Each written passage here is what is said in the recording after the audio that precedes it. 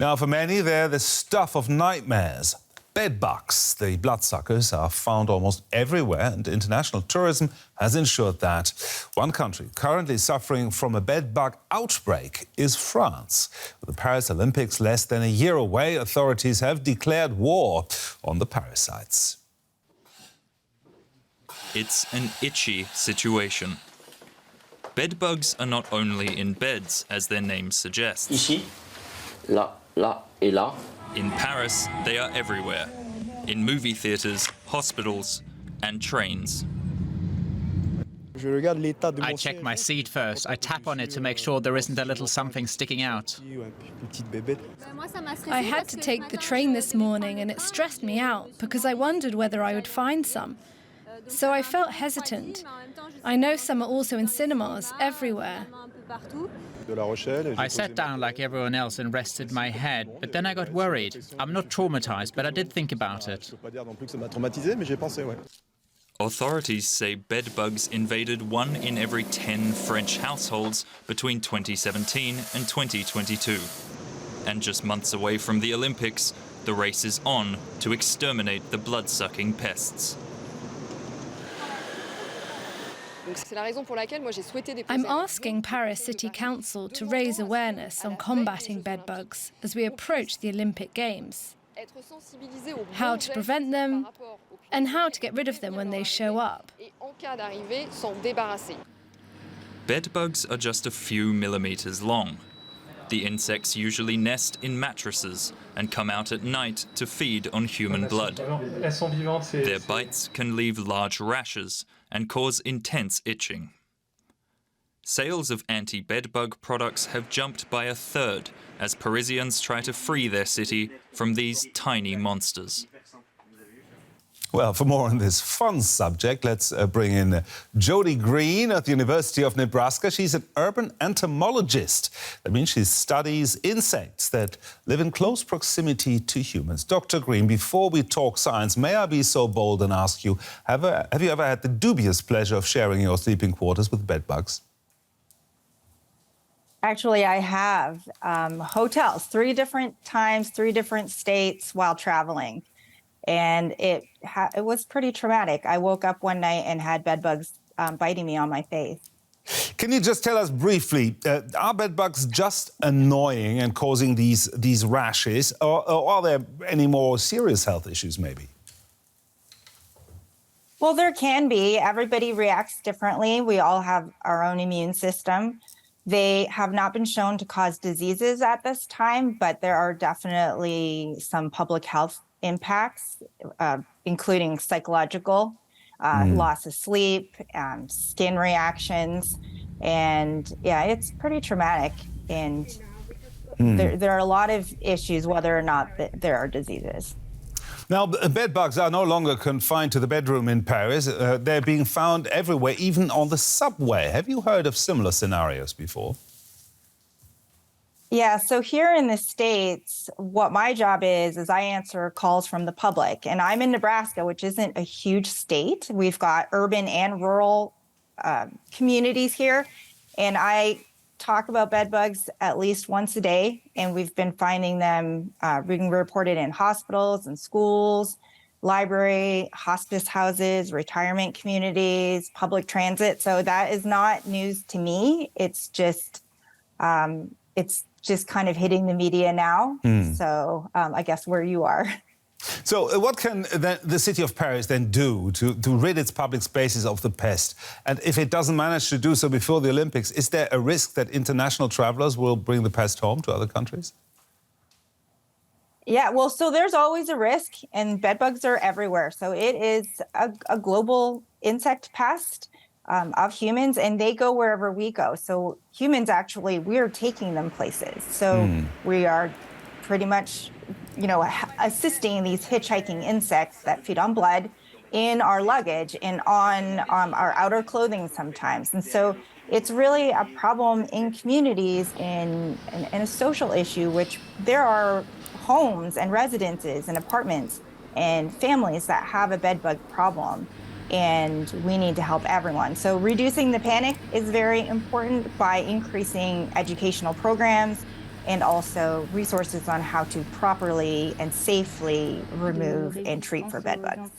So what can the city of Paris do then on a large scale? So large scale, just let people know that they're out there, the science and the research-based facts on their biology and behavior, what to look for, how to look for them, the signs of bedbugs. And if they do have them in their homes, some of the resources that they can use to help get rid of them. And often we're going to use non-chemical as well as chemical methods. So the non-chemical heat treatment is very important. So a good clothes dryer for heating clothing.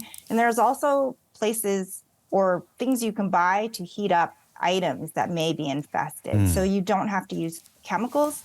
And that's a problem with a lot of the things being sold over the counter in stores. They're not going to be effective on bedbugs due to insecticide resistance and safety. We don't want, anyone having insecticide poisoning. So that's, the other part of it. Okay, before I let you go, can you tell us anything positive about bedbugs? What are they? Are they useful for anything? Unfortunately, even as an entomologist, I love bugs and teaching about them, but I can't say much positive things about bed bugs, especially in their relationship to humans. But I think we all need to be aware of it. We can't stop what's out there, but we can stop what's coming home with us. So we want to make sure we're checking, when we bring our items home from places, whether it's the Olympics or not, that we are checking for bed bugs and not bringing anything to introduce at home that can become an infestation. The urban entomologist Jodie Green there from the University of Nebraska. Thank you very much for sharing your expertise with us. Thanks for having me. David Kane is the founder of Bedbugs Limited. He joins us from London. David, tell us more about the problem of bed bugs, because I believe it's not just contained to France, is it? Oh, absolutely not. It's happening in all global cities around the world at the moment. Any city that's an international hub and has people will eventually have bed bugs introduced to it because they're an exposure pest. People pick them up in one location, transfer them to their destination, or leave them on public transport en route between the two. So what should people do? Check their beds each time they check into a hotel? Well, the two critical pieces of information: when you stay away from home, always check your bed. And once a month, in recognition of the fact you spend an average of 180 hours a month sleeping in your bed, you should check it for the signs of bed bugs. Clean your bed with a vacuum cleaner. And if you have a bed bug monitor like this, look on the detection skirt for the fecal traces, and that way, if you have a problem, you take it off, throw it away, clean the room, and you're back to normal. It doesn't sound like this is going to be solved anytime soon, though. You say it's a global problem. Surely it needs a global answer.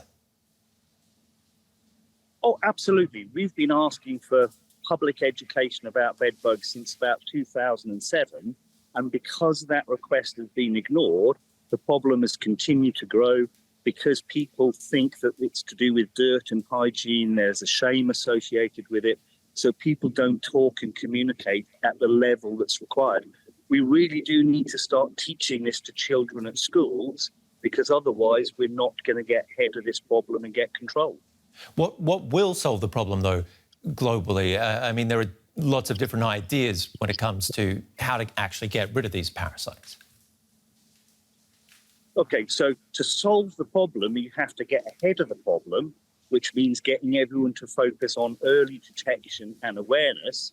That's knowledge and education to people, but also in hotels. I think we're at the stage now where it should be a legal requirement for all hotels to have policies and procedures in place to manage the problem better. So we need better regulation, better control, but most of all, we need more people to understand the problem and to take the steps to avoid spreading it. OK, so education is the key, but it doesn't sound like you as an exterminator of types won't be out of job anytime soon.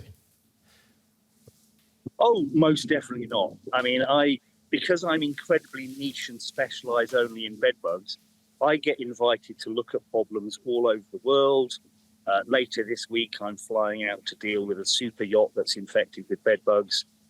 my work is never going to dry up because people don't think that bed bugs are going to happen to them, and therefore they're going to be a customer at some stage.